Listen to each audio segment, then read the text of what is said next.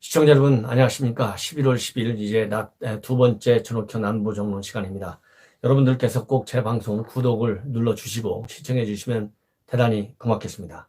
그리고 11월 21일 다음 주 목요일입니다. 오후 2시 반포 원 예식장에서 대토론회를 갖습니다. 경제 분야의 주제는요, 이 재건축 문제, 주택 정책 문제에 관해서 토론을 하게 되는데 우리 자유한국당의 최고 전문가 김현아 의원이 주제 발표에 나섭니다. 그리고 안보 문제는 제가 토론에 임합니다. 시청자 여러분들께서 많이 참석해 주시고요. 또 오신 김에 우리 자유한국당 당원으로 가입해 주시면 매우 큰 힘이 되겠습니다. 지금 말씀드릴 내용은요, 이제 보수 우파 통합 문제가 이제 본격적으로 거론되기 시작했습니다. 우리 황교안 대표가 우리 헌법적 가치, 자유민주주의와 시장경제, 대원칙의 그러한 가치의 뜻을 같이 하는 모든 정파들과 함께, 그리고 시민사회 당연히 포함합니다. 빅텐트를 치자, 이렇게 주장을 하고 요구하고 나섰고, 1차적으로 유승민 의원은 원칙적으로는 뭐 좀 동의를 하고 있지만은 그래도 현대 신당 창당에 박차를 가하고 있습니다. 그리고 주원진 대표는 현재와 같은 황교안 대표가 주장한 바와 같은 그러한 탄핵 세력까지 전부 포용하는 정치 통합에는 참여할 수 없다, 이렇게 언론과의 인터뷰를 통해서 분명히 선을 긋고 있는 상태입니다. 그러나 어찌됐든 간에 금주부터는 이 바른미래당과 우리 자유한국당과는 공식적으로 이제 통합 교섭이 본격적으로 전개될 예정으로 있는데요. 이 양측의 수석 대표를 보면 말하자면 통합, 이 우리 한국당에서는 원유철 의원이, 그리고 바른미래당에서는 정병국 의원이 각각 실무 대표가 될 것이라고 하는 언론 보도가 있어요.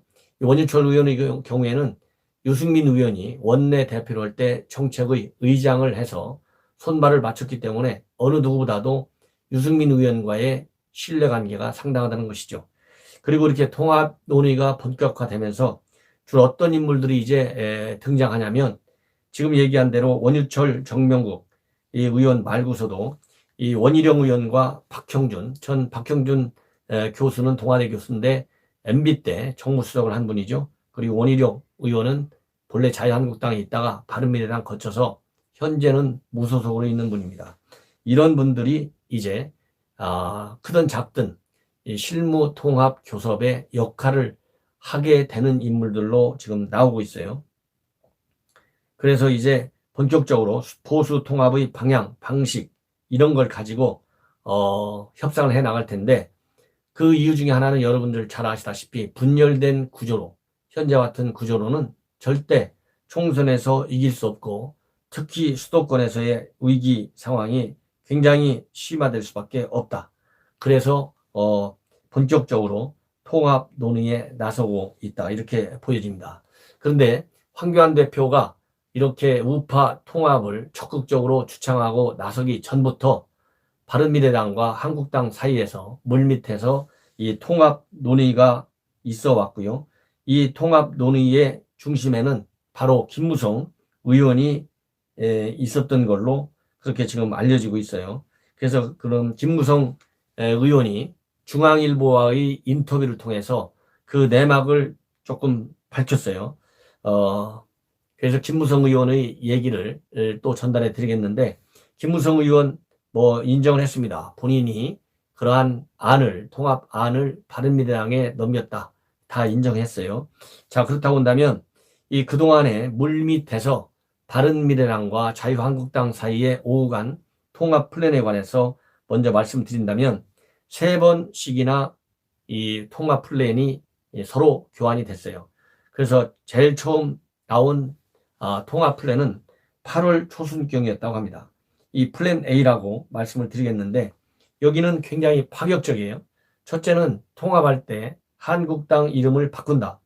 두 번째, 황교안 대표 체제를 해체하고 비상대책위를 겸해서 총선대책위 선대위를 구성하며 황교안과 유승민 등 야권 차기 대선 주자가 이 선대위 겸 비대위로 전부 들어가는 안으로 되어 있습니다. 그 다음에 세 번째, 차기 대선 주자들은 전부 수도권 험지로 출마한답니다. 그 다음에 네 번째, 총선 공천은 당내 경선이 아니고 국민 여론조사 방식으로 한다. 이렇게 되어 있습니다. 그래서 이 플랜 A죠. 이 첫 번째 초안을 검토하는 사이에 정국이 바뀌면서 조국 사태가 이제 벌어지게 됐어요. 그래서 조국 사태가 벌어지면서 이 통합 플랜 A에 대한 논의가 잠시 답보된 상태에 있었는데 이때 두 번째 새로운 안이 또 논의가 됐다고 합니다. 두 번째 물밑 조촉은 9월 13일 추석을 전후로 해서 있었는데 이것은 황교안 대표의 측근이 인편으로 바른미래당 하태경 의원한테 전한 내용인데 플랜 A와는 많이 차이가 난다. 연동형 비례대표제가 되면 통합이 어렵지 않겠느냐 이런 메시지가 플랜 B 두 번째로 되어 있고요. 플랜 C 세 번째 안은 10월 달입니다. 그러니까 8월에 한 번, 9월에 한 번, 10월에 한 번 이렇게 세 번에 걸쳐서 통합 플랜이 물 밑에서 오고 간 거예요. 세 번째 쪽은 새로운 중재자가 등장해가지고 플랜 B를 유승민이한테 직접 제안했다 이렇게 되어 있는데요. 이거는 또 첫 번째 안하고 비교하면 또 싹 달라졌어요. 황교안 대표 체제는 유지한다.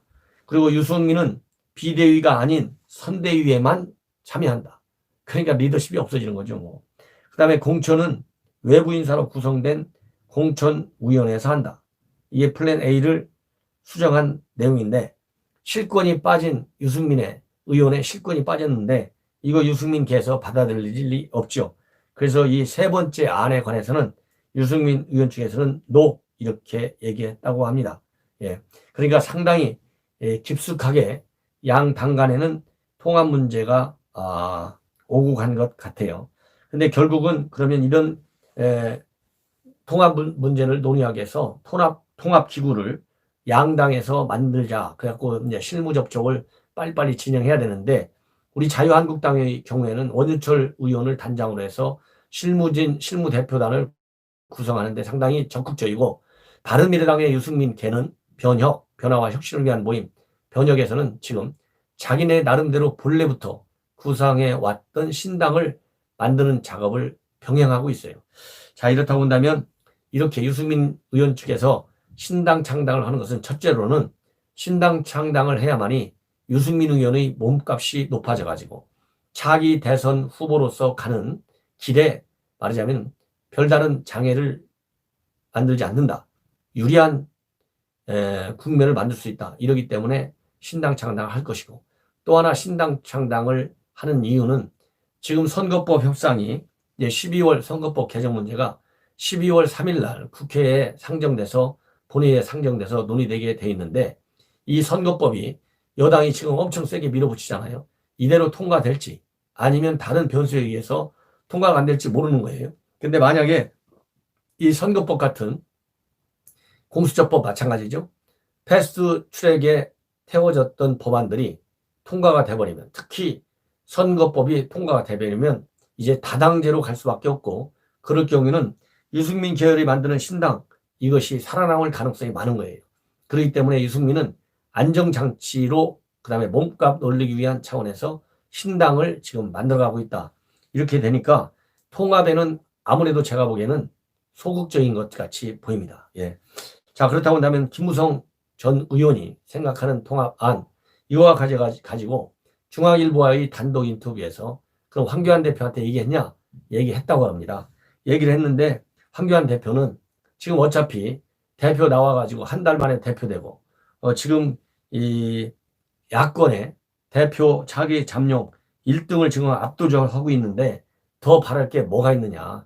오히려 이렇게 통합안을 받는 것이 더군다나 친박한테 뭐 신세진 게 그렇게 뭐가 있느냐. 그리고 비박한테는 뭐 원수 중에 뭐가 있느냐. 그런 게 없지 않느냐. 그렇다고 한다면 이 통합을 가는 길밖에 없다. 이렇게 똑부러지게 얘기했는데 황교안 대표가 대답을 안 했다고 합니다. 그냥 듣기만 했다고 그래요. 그거는 바로 뭐냐. 세상에 비밀이라는 게 없으니까 황교안 대표가 이걸 받았다. 이것이 언론에 나오면 통합 교섭하는데 또 어떻게 작동될지 모르는 거 아니겠어요? 예. 그렇기 때문에 황 대표가 말을 아낀 것이죠. 그렇게 지금 되고 있고. 자, 그러면 플랜 B로 가면 아까 얘기한 대로 두 번째 안으로 가면 말이죠. 이거는 유승민 개에서조차도 이거는 받지 않을 거다. 이것이 김무성 의원의 아니에요. 즉 연동형 비례대표가 되면 통합 안 한다는 거. 이거 다 그럴 수밖에 없는 거죠. 각자 도생. 자, 그러면 김무성 전 대표죠. 의원은 그러면 지금 어디 부산 지역에 나갈 거냐 아니면 안 나갈 거냐 용산에 나온다는 말도 있고 그런데 본인 출마는 어떻게 할 거냐 이러니까 그거에 대해서는 본인이 안 나온다고 했으면 자유한국당 안에서 누군가는 안 나와야 되는 거 아니냐. 본인은 절대 나갈 생각이 없다. 이미 육선 의원인데 국회의원 한 번 더 한다고 그게 무슨 의미가 있느냐. 안 나겠다라고 하는 말을 중앙일보의 단독 인터뷰에서 똑부러지게 얘기를 했습니다. 자, 어떻든 간에 통합 교섭 결국은 공천 룰과 열리게 되는 것입니다. 이 김무성 의원의 안대로 당내 경선이 아니고 국민 경선으로 갈 경우에 이것을 통합된 의원들이 이것을 받을 것인지 안 받을 것인지 이거는 지역 사정에 따라서도 다 다르고 또 후보별 입장도 다 다를 것 같습니다. 자, 저는 국민 경선 원칙 별로 바람직스럽지 않습니다. 정치학 원론에도 경선이라는 말이 나오지 않아요. 정당의 가장 중요한 책무는 국민 앞에 자기 정당을 위해서 그리고 대한민국을 위해서 일할 수 있는 능력과 자질을 갖춘 사람을 선수를 골라내는 그런 것이 바로 정당의 기본입니다. 국민에게 책임지게 내놓을 수 있는 인물 하나를 정당이 이렇게 우리 국민들한테 유권자들한테 제시하지 못한다. 이것은 정당의 기능을 스스로 저는 포기하는 거라고 저는 생각합니다. 예. 국민 경선의 폐해, 지난 선거 때 우리가 많이 경험했어요. 과연 국민 경선의 객관성, 공정성이 어느 정도나 담보가 되는지, 오히려 인기를 그냥 인기만 갖고 있는 후보와 내실이 충실한 후보 간에 국민 경선이 어떻게 작용할지 긍정적인 면도 있지만 부정적인 면도 많이 있다. 그래서 논의 경과를 봐야 되겠지만은 정당의 가장 중요한 일은 책임 있는 일꾼을 내세우는 것입니다. 이것을 국민한테 맡긴다. 그러면 경선 구도, 경선에 어떤 방식의 국민 경선이 되는 것도 매우 중요하지만 현재 대한민국의 풍토에서는 여야가 불공정 게임이 되지 않도록 특별한 경선 제도를 만지지 않는 한 저는 부작용이 더 크다. 이런 말씀을 드리고 싶습니다. 시청자 여러분, 제 방송 이것으로 마치겠습니다.